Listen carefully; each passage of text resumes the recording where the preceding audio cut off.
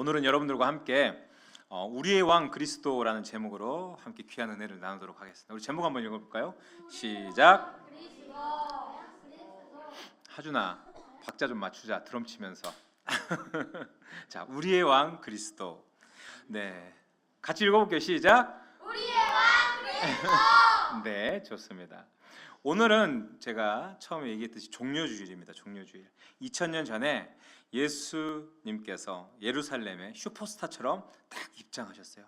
그날 뭐 완전히 스포츠 경기 하는 데처럼 막 엄청 막 환호성이 있고, 그죠? 막 제가 보니까 오늘 어느 교회에서 보니까 AI로 만들었더라고요. 막 와 막 흔들면서 그 군중들이 반가워하는, 막 호산나 다윗의 자손이여 찬송합니다 막 이렇게 열광하는 모습이 보였어요.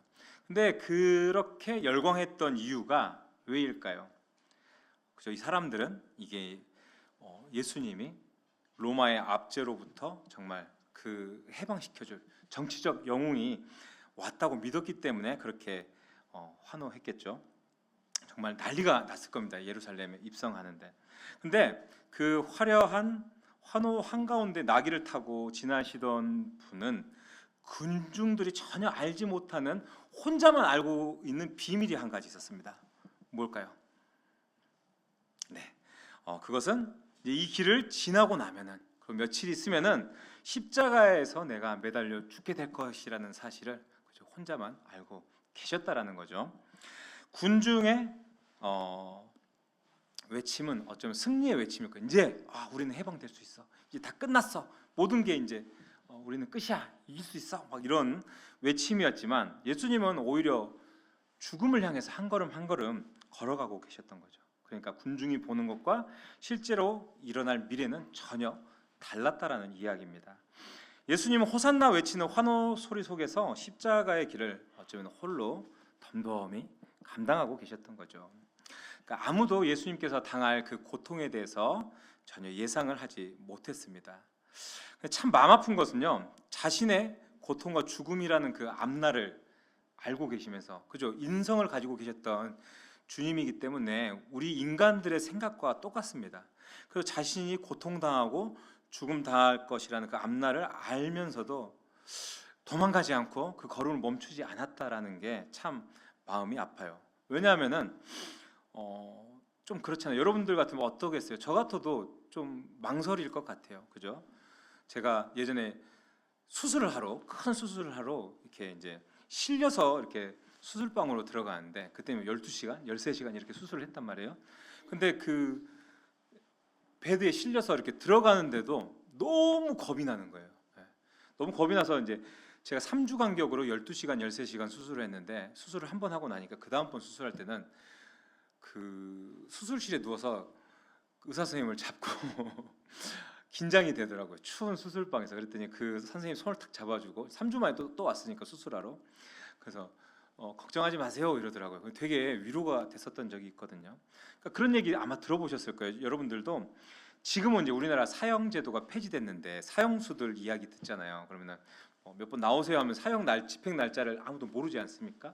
근데 그 사형수들이 본인의 그 사형 집행인 줄 모르고 면회라고 불러서 나왔다가 이쪽으로 가면 면회장, 이쪽으로 가면 사형장인데 갑자기 이쪽으로 탁 인도하는 순간, 제가 예전에 이제 어떤 수필이나 소설 같은 걸 본 적이 있는데, 그 자리에 주저앉았다라는 사람도 있고, 다리가 풀려서 어떤 사람은 소변을 그냥 봤다라고 하는 사람도 있고, 뭐 여러 이야기를 들은 적이 있어요. 그잖아요. 이제 죽음의 공포가 다다랐을 때는 정말 만약에 피할 수 있는 자리 같으면은 도망가지 않겠습니까? 아마 그런 것 같습니다. 근데 예수님은 도망치지 않으셨다라는 거죠.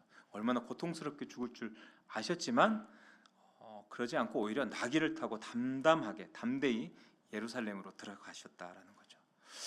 왜 그렇게 하셨을까요? 그렇죠? 우리는 너무나 이유를 잘 압니다. 왜냐하면 예수님께서 받아야 할 그 고통의 끝에 어쩌면은 우리가 있었기 때문에 그 걸음을 멈추지 않으셨다라는 거죠. 오늘은 우리가 함께 이 본문을 좀 같이 살펴보면서 고통의 끝에 서 있는 우리를 위해서 오신 예수님이 과연 어떤 왕이셨는지 우리가 그 모습을 좀 살펴보면서 우리가 이제 다가오는 이제 한 주간 동안, 고난 주간 동안 우리 주님은 어떤 주님이셨어? 나는 어떤 주님이셨던, 우리에게 어떤 왕으로 오셨는지 그 주님을 묵상하면서 한 주간을 또 보낼 수 있기를 또 주님의 이름으로 축복합니다.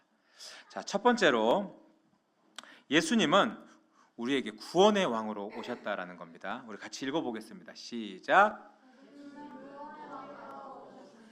맞습니다. 예수님은 우리의 구원의 왕으로 오셨습니다. 자, 우리 말씀 한번 오늘 본문 읽어보겠습니다.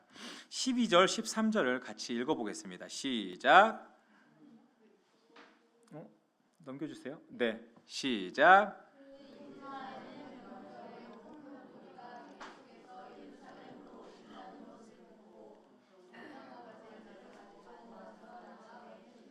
호산나 찬송하리로다.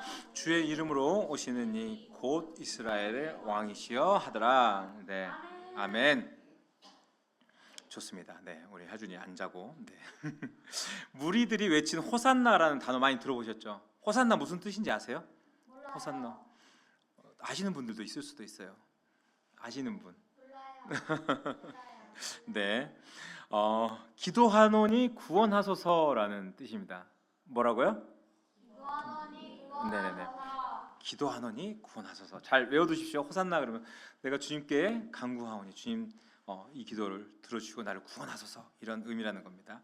그러니까 이 호산나 외침은 무엇보다 이 사람들이 예수님을 구원자로 믿고 기대함을 보여주는 장면이에요. 처음에 그 입성할 때 제 묘사해드렸잖아요. 그래서 유대인들은 이스라엘의 왕이시여 나를 구원하소서라고 외쳤던 게 그 내용이 영적인 구원의 모습이 아니라 그러니까 현재 자신들이 처한 그 식민지 상황 아래 놓여 있는 자신들의 그 고통 가운데서 정치적 해방을 위해서 구원해 주시라라고 하는 그런 이야기였다라는 거죠. 전혀 다른 의미죠.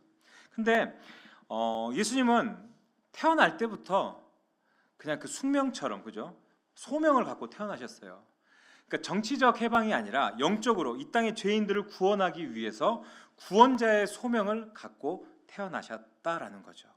마태복음 1장 21절에서 이렇게 얘기합니다. 아들을 낳으리니 이름을 예수라 하라. 이는 그가 자기 백성을 그들의 죄에서 구원할 자이심이라 라고 합니다. 뭐라 그러죠? 자기 백성을 죄에서 구원할 자라는 소명을 가지고 이 땅에 오셨다라는 거죠.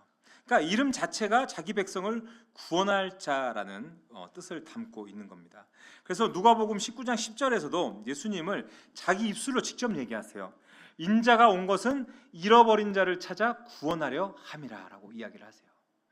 본인 입술로도 본인의 소명을 잘 알고 계셨다라는 거죠. 여러분, 예수님 그냥 왕이 아니라 구원자의 소명을 갖고 오신 왕입니다. 곧 구원하시는 왕이라는 뜻이죠. 그렇기 때문에 우리가 예수님을 왕으로 모시고 산다는 것은 무엇보다 예수님을 통해서 구원을 얻었다라는 것을 의미합니다. 뭐라고요? 예수님을 통해서 구원을 얻었다. 그렇죠? 우리가 예수님을 왕으로 모시는 것은 예수님을 통해서 우리가 구원을 얻었다라는 이야기입니다. 그렇기 때문에 우리가 예수님을 왕으로 모시고 산다라는 것, 그 의미를 늘 우리가 잊지 않아야 한다라는 겁니다. 우리가 가지는 구원의 확신은 우리가 왕이신 예수님의 제자가 된 지표다라는 것이죠. 그래서 이 구원을 경험한 사람들은 삶이 변화돼요. 진짜 그렇습니다. 여러분들, 예수님을 진짜 믿은 사람들은요, 그 삶이 완전히 뒤집어진다는 겁니다. 그게 진정한 그리스도인으로 변한 증표이기 때문입니다. 근데 어떻습니까? 저는 약간 사람들이 개과천선한다, 좀 변한다, 이런 거 잘 안 믿었어요. 사람은 잘 변하지 않는다라고 생각하는 사람 중에 하나였거든요. 제 어렸을 때 나쁜 짓 많이 하던 녀석들은 나이 먹어서도 똑같아. 저거 안 변해, 근본이 안 변해. 약간 그런 마음들이 있었어요. 그 사람들한테 당한 게 많아서 그런가 그런 생각이 있었고, 뭐 교회에서도 특별히 그렇지 않은 분들을 많이 본 적이 있어서 좀 부정적이었던 경우가 있었습니다. 평생을 그렇게 살아왔어요. 뭐 교회 다닌다고 하면서, 내가 장로라고 하면서 많은 일 한다고 하면서 사람들 속이고 뭐 마음 아프게 하고 하시는 분들도 꽤 있지 않습니까? 저는 많이 봤거든요. 그래서 그런 생각을 많이 했는데, 근데 간혹 그런 저의 생각들을 변하게 하는 분들을 또 목격하게 됩니다. 그렇잖아요.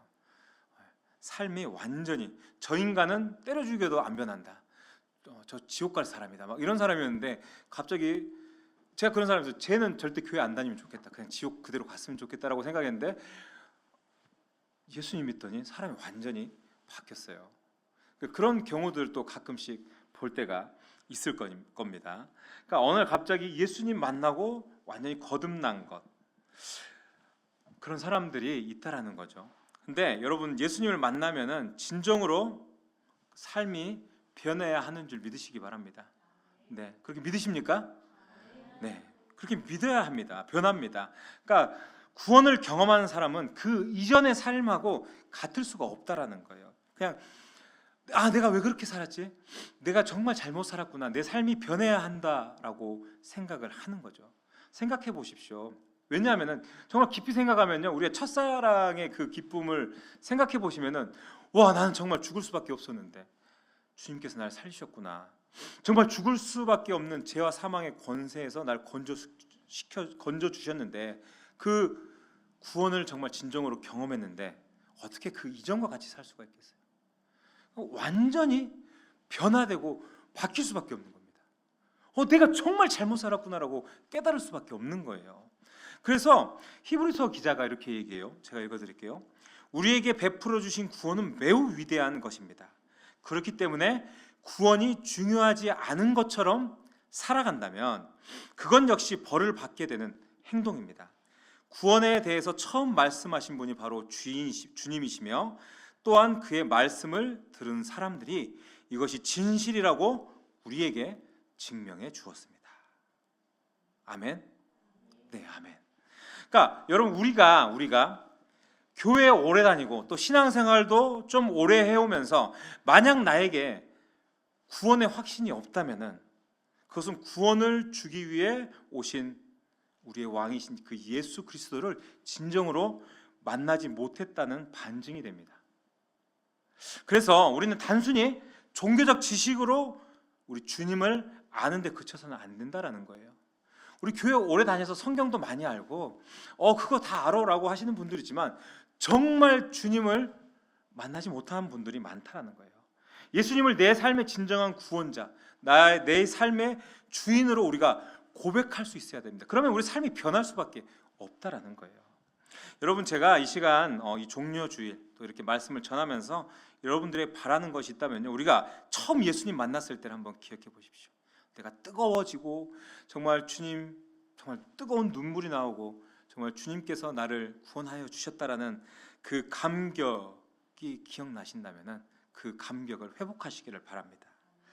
그래서 그 감격을 우리가 좀 마음에 품고 우리를 살리기 위해서 어쩌면 그 심장을 내어주신 예수 그리스도의 사랑을 좀 기억하시면서 구원의 복음을 삶으로 우리가 또 살아가고 우리의 입술로 그 구원을 전할 수 있는 정말 저와 여러분의 삶이 될 수 있기를 주님의 이름으로 축복합니다. 아멘. 네, 두 번째입니다. 두 번째, 예수님은 겸손의 왕으로 오셨다라는 거죠. 같이 읽어보겠습니다. 시작. 자, 말씀 한번 읽어보겠습니다. 시작. 이는 기록된 바 시온 따라 너희 왕이 아멘. 네. 자, 우리가 읽어본 방금 성경 구절에서 예루살렘에 입성하시는 우리 왕의 모습이 기록되어 있는데 우리가 여기서 주목해야 될 예수님의 모습 중에 왕으로서 어떤 왕이셨는지 그 두 번째 특성이 기록되어 있어요. 우리 14절을 보면은 예수는 한 어린 나귀를 보고 타시니라고 이야기를 하고 있어요. 참 재밌는 장면이에요. 재밌는 장면. 왜냐하면 한번 상상해 보세요. 메시아로서 왕 중의 왕으로서 이 어떻게 보면 지금 상황에서 군중들을 다 구원할 수 있는 히어로잖아요. 근데 그분이 어때요? 왕 중의 왕이 어떤 말을 타야 어울릴 것 같아요? 그죠? 좀 이렇게 군마 같은 거, 백마, 화려하고 멋있는 그런 말을 타고 들어오셔야 되게 어울리고 멋있을 것 같잖아요. 근데 초라한 나귀를 타고 오셨다라고 합니다. 어울립니까? 그러니까 우리가 그 회장님이 벤츠 타고 집사님 이렇게 와야 되는데 벤츠 안 타고 그죠? 조그만한 마티즈 타고 왔어요. 그럼 안 어울리잖아요. 그죠? 우리 인간적으로 봤을 때 약간 그런 거예요. 정말 초라한 모습으로 나타나셨다라는 거예요. 근데 예수님 왜 하필이면은 나귀 중에서도 특별히 또 어린 나귀를 타고 입성하셨다라고 하지 않습니까? 왜 그렇게 하셨을까요? 그러니까 약간 이 장면만 보면 우리 젊은 사람들이 하면 짜친다고 막 그러잖아요. 좀 왜 저러실까 예수님? 좀 제자들한테 말 좀 하나 구해오라 그래서 타고 오시지라고도 할 수 있는 장면이고, 그냥 좀 생각해보면 인간적으로 또 우리는 그 스토리를 다 알고 있기 때문에 예수님께서 돌아가실 것까지 좀 그래도 화려하게 좀 들어오시지, 인간적으로 너무 마음 아프고 좀 속상하기도 합니다. 근데 15절에서는요 이것이 우리가 구약에 있었던 스가랴 선지자의 예언이 성취되고 있는 말씀이라고 이야기를 하세요. 우리가 스가랴 9장 9절을 한번 같이 읽어볼게요. 같이 읽어보겠습니다. 시작. 시온에 따라 크게 기뻐할지어다, 예루살렘에 따라 즐거이 부를지어다. 보라, 내 왕이 내게 임하시나니 그는 공의로우시며 구원을 베푸시며 겸손하여서 나귀를 타시나니 나귀의 작은 것 곧 나귀 새끼니라. 아멘. 네.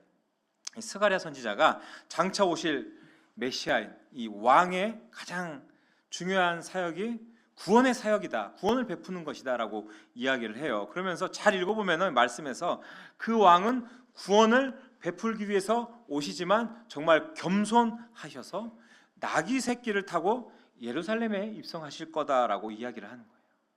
그러니까 한마디로 예수님은 겸손한 왕이라는 이야기입니다. 겸손한 왕, 그렇게 예언을 한 것입니다.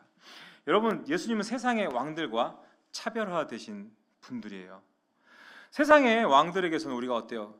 어떤 그 교만한 권위라고 할 수 있죠. 뭐 교만하다고 이야기하면은 낮은 사람들이 이상할 수도 있지만 어떻게 보면은 인간적인 교만함이 그냥 그 배어 있는 거예요. 그걸 권위라고 이야기하는 거죠. 그냥 평민들은 그 근처에 접근도 할 수가 없습니다. 그런데 예수님은 어때요? 왕이신데 우리를 친히 초대합니다. 마태복음 11장 28절에 보면은 수고하고 무거운 짐진 자들아 다 내게로 오라, 내가 너희를 쉬게 하리라 라고 하시잖아요. 수고하고 무거운 짐진 자들아 누구든지 다 내게서 와서 쉬어라라고 말씀하시잖아요. 만일 예수님이 백마 타고 입성했어요. 아무나 갈 수 있겠습니까? 그 옆에? 못 가죠. 우리 벤츠 타고 오면 그 벤츠 스크래치 날까 봐 잘 안 가잖아요. 차 댈 때도 저희 주차하는데 벤츠 세워져 있으면 저기 멀리에다 세우지. 그렇잖아요. 부담스러워서 어려워서 그 곁에 못 가게 된다라는 겁니다. 그러니까 아마 흑수저인 민중들이 그 근처에 못 갔을 것이라는 거죠. 그런 것 같습니다. 그런데 예수님께서 나귀 새끼를 타고 들어오시면서 어때요? 겸손히 자신의 허리를 굽히고, 나귀는 또 낮잖아요. 그 눈높이를 사람들의 눈높이와 맞추면서 위에서 내려다보는 것이 아니라 눈높이를 맞춰서 사람들과 마주보면서 우리를 영접해 주시는, 어쩌면 진정한 겸손의 왕의 모습이 이 안에 나타나 있다라는 것을 알 수가 있는 겁니다. 제가 그 메이저리그 야구 선수 중에 오타니 쇼헤이라는 선수를 되게 좋아합니다. 여러분들 아십니까? 네, 이 양반, 이 사람이 투타를 겸업을 해요. 보통은 프로 선수들은 투수만 하든지 타자만 하든지, 그래서 10년에 1조 원의 계약을 했어요. 1조 원. 안 놀라시는 거 보면 집에 돈이 많이 있으시나 보네요. 1조 원을 받기로 한 사람이에요. 근데 이 사람이 돈을 많이 받고 실력이 좋아서라기보다 호감형인 것은 어쩌면은 그 서민처럼 살아요. 자기 부모님들에게도 돈을 하나도 드리지 않고, 또 이 사람의 뭐 형제들도 그냥 자기 직업 가지고 살고, 이 사람도 그냥 현대차 예전에 보면 뭐 이런 거 타고 다녔대요. 그냥 엄청 좋은 차 타고 굉장히 검소하게 생활하고 경기장에 있는 쓰레기 줍고 하는 모습을 보면서 정말 겸손한 사람을 좋아하는 거 우리가 알 수가 있어요. 저는 예를 들면 돈 많고 성공적으로 살았던 사람들 중에 스티브 잡스나 앨런 머스크 같은 사람 있지 않습니까? 그 테슬라의 CEO, 이런 사람들 보면 어때요? 되게 멀어 보여요. 겸손한 것 하나도 찾을 수 없고, 막 독서를 잘하고, 뭐 심심하면 저 스티브 잡스는 사람들 막 해고시켜버리고 막 그랬단 말이에요. 그러니까 이 사람들은 자기 잘난 맛에 살고 그렇단 말이에요. 겸손하지 않고 개인주의적인 어떤 성향들, 비호감, 이런 모습들이 많이 나타나는데 오타니는 그렇지 않았어요. 특히나 또 우리나라 뭐 운동 선수들 보면은 뭐 손흥민, 박지성 외국에서도 다 좋아합니다. 왜? 겸손했으니까요. 겸손하면서 자신의 일을 성실하게 하는 사람이기 때문에 뭐 동서고금을 막론하고 다들 인정하고 좋아했던 것 같습니다. 사람들은 그런 것 같습니다. 겸손하고 성실한 사람들을 좋아합니다. 마찬가지입니다. 진정한 그래서 섬김은요, 아래로 내려가는 게 진정한 섬김인 것 같습니다. 우리가 위에 있어서 무언가를 해주는 것은 섬김이 아닌 것 같습니다. 정말 우리의 자세를 낮추고 낮아지고 겸손해져서 함께하는 것이 정말 진정한 섬김이라는 거죠. 그래서 우리 모두의 마음속에는 우리가 눈높이를 맞추고 겸손해지는 그런 사람을 만나고 싶다는 갈망이 있어요. 그렇잖아요. 싸가지 없는 사람, 버릇 없는 사람, 말 함부로 하는 사람 만나고 싶습니까? 아니잖아요. 겸손하고, 그죠? 우리의 눈높이를 맞춰주고 그러면서 배려하고 사랑 있는 사람들 만나고 싶어하는 마음들이 우리에게 있지 않습니까? 우리 괜히 마트 가서도 틱틱거리면은 물건 안 사고 나와요. 옛날에 저 같으면은 기분 나쁘다고. 근데 그냥 말 한마디라도 아유 이거 보시겠어요? 이러면은 2개 사가지고 오는 게 우리 마음이지 않습니까? 그냥 우리 근본적인 우리의 마음에는 그런 마음이 있다라는 거죠. 그래서 진정으로 나를 위해서 낮아지는 사람. 예수님이 바로 그런 분이셨는데 그렇잖아요. 예수님께서는 신이었는데 하늘의 영광을 내려놓고 종의 형체인 사람의 모습으로 내려오셔가지고 그죠? 섬김을 받으러 온 왕이 아니라 섬기러 오셨잖아요. 자기 목숨을 대가로 내어놓으시면서 그런 분이 우리의 왕이셨다라는 거예요. 그래서 예수님께서 이렇게 말씀하십니다. 마태복음 11장 29절에 나는 마음이 온유하고 겸손하니 나의 멍에를 메고 내게 배워라. 그리하면 너희 마음이 쉼을 얻으리니. 네, 아멘. 네, 아멘. 자, 그렇다면 여러분들은 예수님 믿는 사람으로 어때요? 겸손히 허리를 굽히고 이웃이나 아니면 친구나 뭐 주변의 직장 동료나 사람들 뭐 많이 만나고 계십니까? 그죠? 어떤 사람한테는 좀 숙이고 어떤 인간들한테는 그죠? 그렇게 하기 싫고 그럴 때가 너무나 많이 있습니다. 근데 우리 왕인 예수님께서 그렇게 좀 낮은 자세로 그렇지 않을 사람들에게도 낮은 자세로 섬기셨다면은 우리도 어쩌면은 그렇게 못할 이유가 없을 것 같습니다. 네, 그렇게 살아야 되지 않겠습니까? 저 예전에 이렇게 차로 이렇게 막 끼익해서 이제 막 시비를 막 걸면은 못 참았어요. 차에서 내렸어요. 차에서 내리면 도망가시더라고요. 근데 그렇잖아요. 지금은 안 그래요. 그냥 휙 하고 그러면은 뭐라고 하면은 그냥 비상깜빡이 켜고 죄송합니다 하고 가세요. 그냥 한 번도 운전하면서 시비가 붙지도 않고 그 화가 잘 나지도 않아요. 웬만하면은. 네. 그런 마음이 되더라고요. 뭐 주님이 뭐 나도 용서하셨는데 뭐 저런 게 뭐 별건가라는 마음으로 뭐 아직도 제 혈기를 다 다스릴 수 없을 때도 있지만 솔직히 그래도 그렇게 하려고 애쓸 수 있는 그런 자세는 좀 생긴 것 같습니다. 그냥 여러분들도 그렇게 좀 권면해드리고 싶은 거예요. 그렇게 살아야 하지 않겠느냐라는 거죠. 주님은 진심으로 정말 주님을 우리가 사랑한다라고 하면은 어쩌면은 그 사랑하는 사람의 증거로서 그 사람의 신앙의 인격과 그 성품이 정말 그 안에서 나타난다고 저는 생각됩니다. 신앙의 인격과 성품에서. 그래서 교회에서 직분을 얻거나 오래 다닐수록 그러잖아요.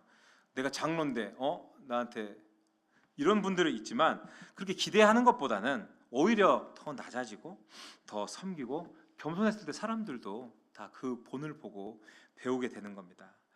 자, 여러분 이 시간 제가 바라는 것은요. 주님은 우리가 끊임없이 내려가지 않으면은 우리가 끊임없이 낮아지지 않으면은 만날 수 없다라는 것을 그런 분임을 기억하시면서 주님의 겸손한 그 인격과 그 신앙의 성품을 닮아가는 저와 여러분들이 될 수 있기를 주님의 이름으로 축복합니다. 아멘. 네, 세 번째입니다. 세 번째 우리 같이 읽어보겠습니다. 시작. 예수님은 네, 맞습니다. 예수님 우리의 평화의 왕으로 오셨다라는 거죠. 우리 말씀 읽어보겠습니다. 시작.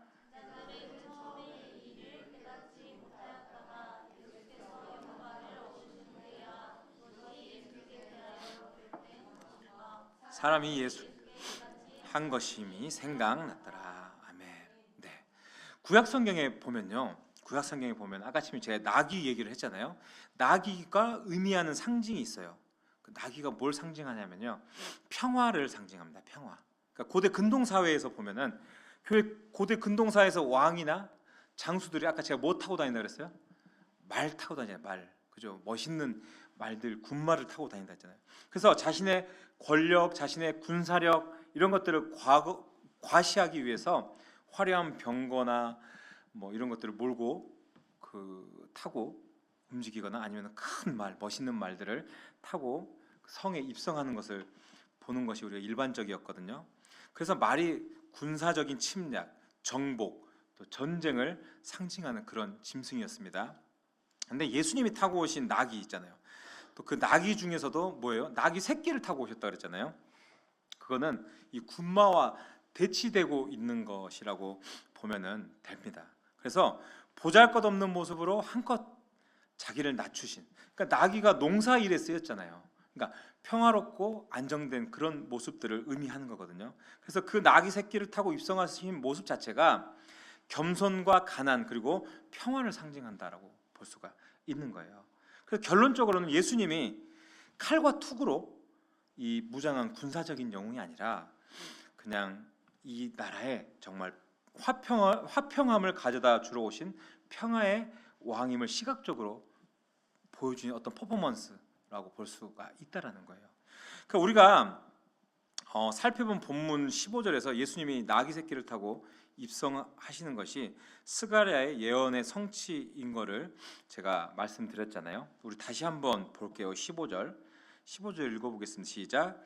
이는 기록된 바 시온 따라 두려워하지 말라. 보라, 너의 왕이 나귀 새끼를 타고.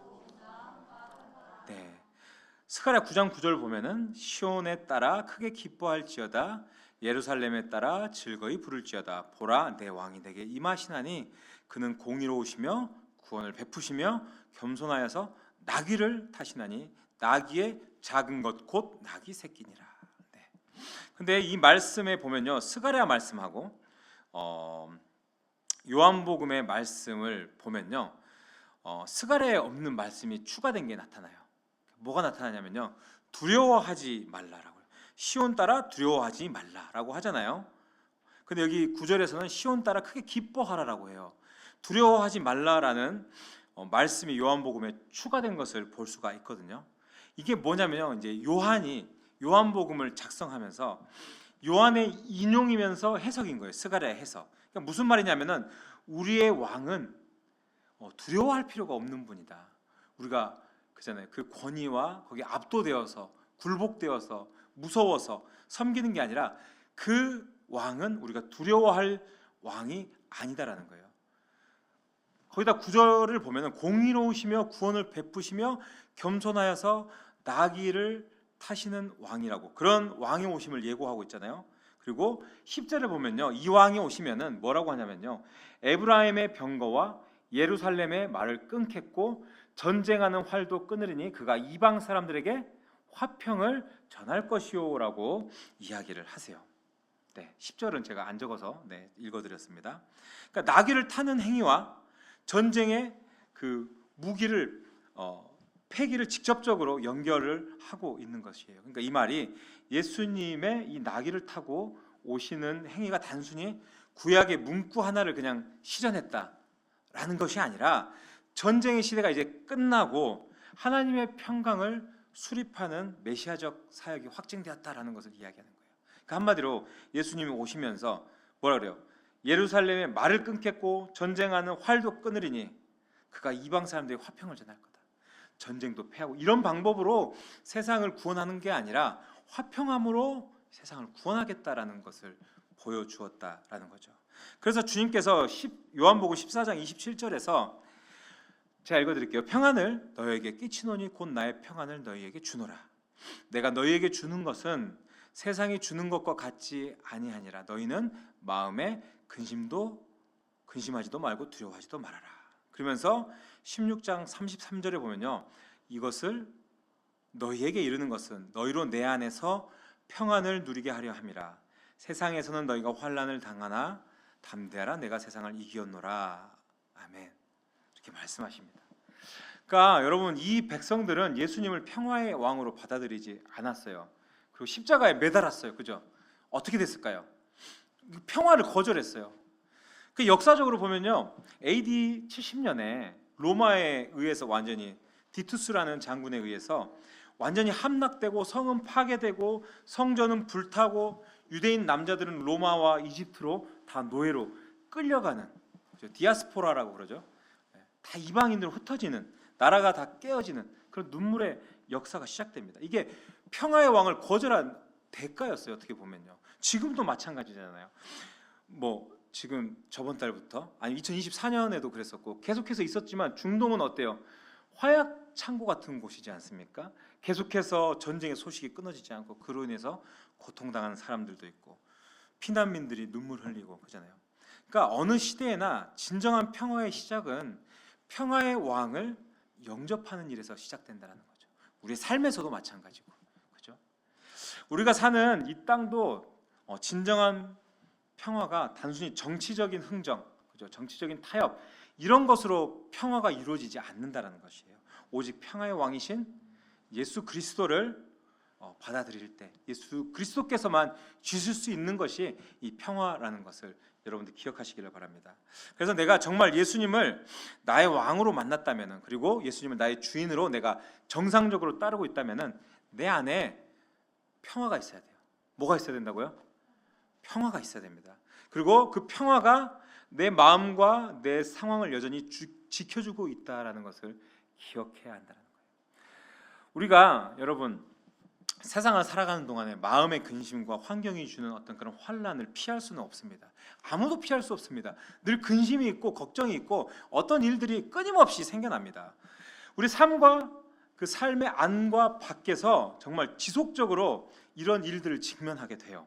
근데 여러분, 그럼에도 불구하고 우리 드림교회 성도님들, 그리고 오늘 오신 많은 분들 안에 주님을 우리 구원자로 정말 확신하고 있다면은 우리의 마음 가운데 평화가 있다라는 것을 기억하시기를 바랍니다.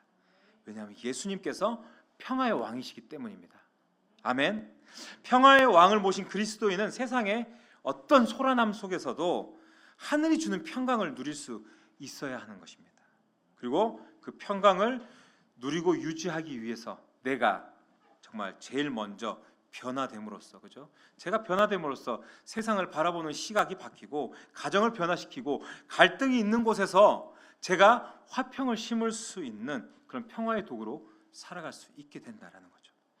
제자 요한이 두려워하지 말라라는 이 말을, 문구를 추가한 것처럼 우리도 두려움과 걱정, 근심으로 가득한 또 이웃의 사람들에게 또 내 자신에게도 정말 진정한 복음이 전해질 수 있도록, 정말 주님을 기억할 수 있도록 두려워하지 말아라.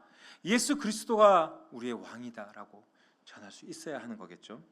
여러분, 제가 마무리하겠습니다. 간절히 바라는 것은요, 내일부터 이제 시작되는 고난 주간, 우리를 위해서 구원의 왕으로, 겸손의 왕으로, 평화의 왕으로 오셨습니다.